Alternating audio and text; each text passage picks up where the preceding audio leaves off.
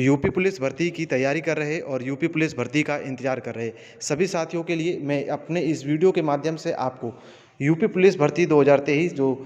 एक PAC, fireman और civil police के पद पर वैकेंसी आने वाली है और एक बड़ी वैकेंसी रहने वाली है, जिसकी जानकारी मुझे लगता है अब तक आपके पास तक पहुंच चुकी होगी कि यूपी पुलिस के फॉर्म कब से आने वाले हैं और यूपी पुलिस में कितनी वैकेंसी रहने वाली हैं। तो इस वीडियो में हम कलेक्ट करने वाले हैं साथ ही कि यूपी पुलिस भर्ती की तैयारी किस तरह से की जाए ताकि जो सिलेक्शन है उसके चांसेस को बढ़ाया जा सके। ये तो सभी जानते हैं कि पढ़ाई सबसे इम्पोर्टेंट है, लेकिन लास्ट कई एग्ज़ाम में देखा गया है कि हमारे कई ऐसे कैंडिडेट साथी हैं जो काफ़ी अच्छी तैयारी के बावजूद किन पॉइंटों की वजह से कुछ ना कुछ ऐसे पॉइंट होते हैं जिनकी वजह से उनका सिलेक्शन रुक जाता है, फाइनल कट ऑफ या फाइनल मेरिट तक या फिर फाइनल सिलेक्शन तक पहुंचने में कमी रह जाती है किसी न किसी चीज़ की। तो इस वीडियो में हम जानने वाले हैं जितने भी हमारे नए जो अभी 12th करके आने वाले हैं जो भी कैंडिडेट, और जो कुछ ऐसे कैंडिडेट हैं जिनका लगभग लास्ट डेट चल रही है, यानी कि लास्ट एज लिमिट बची हुई है और लास्ट एग्ज़ाम देने वाले हैं। तो उससे पहले जानना ज़रूरी है कि कौन कौन से भी तरीके हैं जिनकी हम गलती कर बैठते हैं और उन्हें किस तरह से संभाला या फिर उनसे बचा जा सकता है। तो इस वीडियो में हम इसी टॉपिक को कलेक्ट करने वाले हैं। आप हमारे साथ बने रहें क्योंकि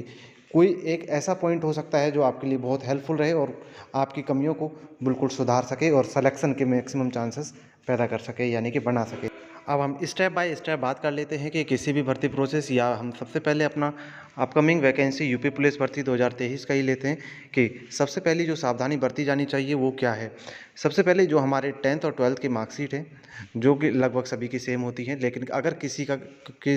कुछ ऐसे साथी रहे हैं जिनके नाम में कुछ ना कुछ मिस्टेक रही है, क्लास 10th और 12th और आधार कार्ड में सेम मैचिंग होनी चाहिए। नाम के साथ साथ सबसे ज़्यादा इम्पोर्टेंट हो जाता है कि आपकी जो डेट ऑफ बर्थ है वह सभी डॉक्यूमेंट्स में सेम होनी चाहिए, क्योंकि नाम की कोई स्पेलिंग चल सकती है, क्योंकि ऐसा सुप्रीम कोर्ट ने भी कहा है कि अगर नाम में कुछ आगे पीछे है फादर्स नेम में या मदर्स नेम में तो उसे किसी भी योग्यता से नकारा नहीं जा सकता। अगर वह योग्य है तो नाम की स्पेलिंग से उसे भर्ती होने से रोका नहीं जा सकता। लेकिन डेट ऑफ बर्थ एक ऐसी है कि जिसमें सभी डॉक्यूमेंट्स में सेम होनी चाहिए। तो ये बात क्लियर होती है हमारी कि जितने भी हमारे साथी हैं उनके डॉक्यूमेंट्स में जो एज लिमिट है, एज डेट ऑफ बर्थ है यानी डीओबी है, वो सेम होनी चाहिए। इसी के साथ अब सबसे आगे की तरफ चलते हैं। जब हम के आपको जो फॉर्म फिल करना है वो टाइम से फॉर्म फिल करना है। जब भी फॉर्म फिल करने का मौका मिलता है आपको, कभी भी जब भी वैकेंसी आती है, जैसे अब हाल ही में वैकेंसी आने वाली है यूपी पुलिस की, तो आपको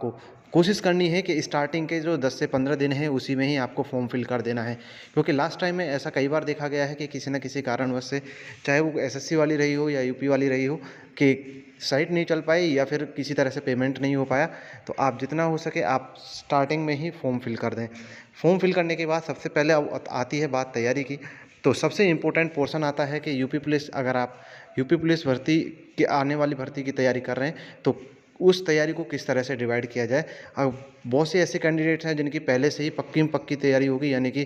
कंफर्म तैयारी होगी, लेकिन उन्हें रिवीजन की ज़रूरत है। तो मैं यही कहना चाहूँगा उन सभी कैंडिडेट्स के लिए जिनके पास अच्छा खासा टाइम है और जिन्होंने आपसे पहले यूपी पुलिस की तैयारी की है, तो वे अपने आसपास जितने भी near by offline coaching centre है, आप वहाँ जाकर के अपनी क्लास को ज्वाइन कर एक बार रिवीजन या सब्जेक्ट को रिवाइज ज़रूर कर लें। ये एक प्रैक्टिस सेट अपनी जगह पर होता है, लेकिन पूरे सब्जेक्ट का रिवीजन ज़रूरी होता है, क्योंकि कई बार प्रैक्टिस सेट में केवल हम वही पढ़ते हैं जो हमने तैयारी की है, लेकिन रिवीजन में कुछ नया भी मिलता है। और जब टीचर पढ़ाता है तो हाल ही के जो कंसेप्ट हैं उन्हें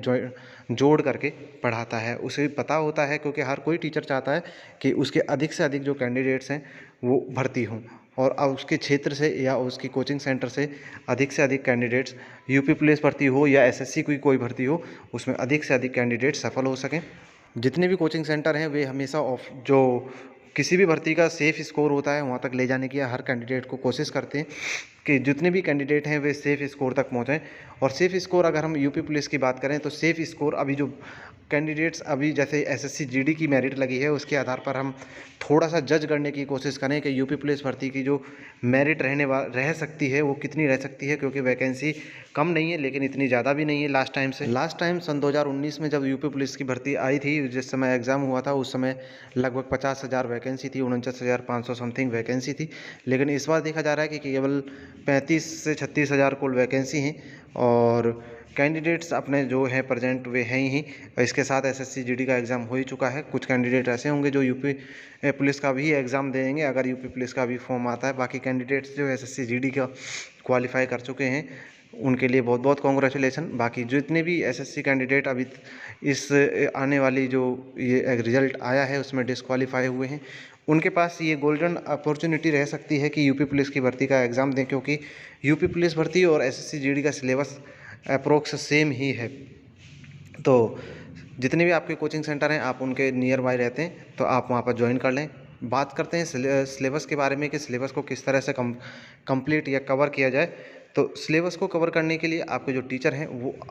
जैसा बताते हैं उस तरह से आपको कवर करना चाहिए। बाकी हर सब्जेक्ट को कवर करने का एक तरीका होता है जिससे सब्जेक्ट बाय सब्जेक्ट और स्टेप बाय स्टेप किसी भी एग्ज़ाम को क्वालिफाई करने में मदद मिलती है, क्योंकि सभी सब्जेक्ट्स को सभी क्वेश्चंस को कलेक्ट करके ही जो स्कोर बंद क्रिएट किया जाता है वह सबसे ज़्यादा इम्पोर्टेंट होता है।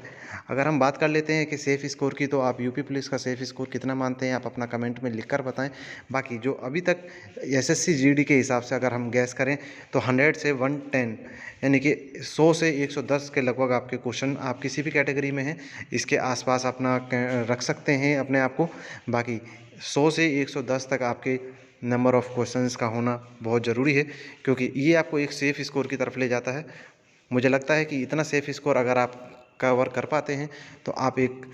यूपी पुलिस भर्ती में मिशन वर्दी के तहत सफल होने की आपके चांसेस कई गुना बढ़ जाते हैं। तो ऐसी ही कुछ जानकारी मैं आपके लिए लेकर आता रहता हूँ। स्टेप बाय स्टेप अगले वाले वीडियो में लेकर आने वाला हूँ कि किस तरह से किस सब्जेक्ट को कवर किया जाए ताकि